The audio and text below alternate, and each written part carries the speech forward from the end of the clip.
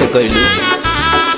तू कर देलू सपना हमार धनिया और कर देलू हमरो अन्हार दुनिया।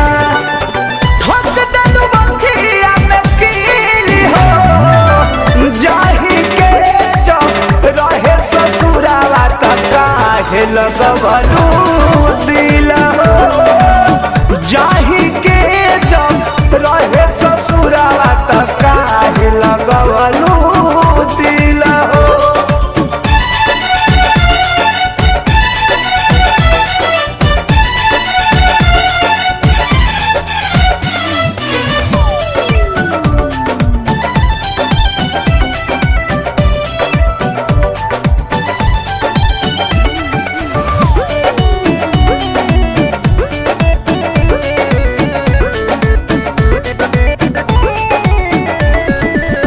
अखिया में हरी भरी राखती रहनी दिलया में तोहरा हम झांकती रहनी।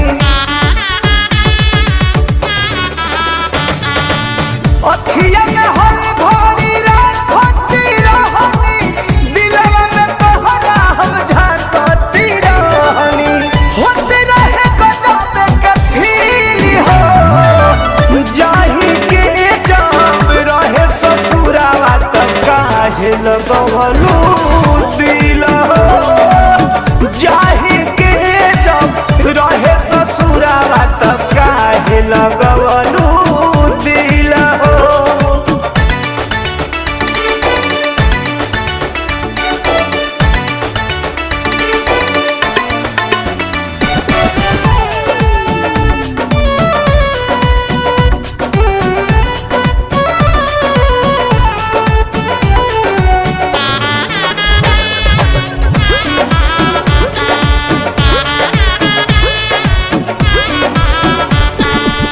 कृष्ण बेदरदी के मार देलू जियते हमके भुला गइलू पिया रस पियते।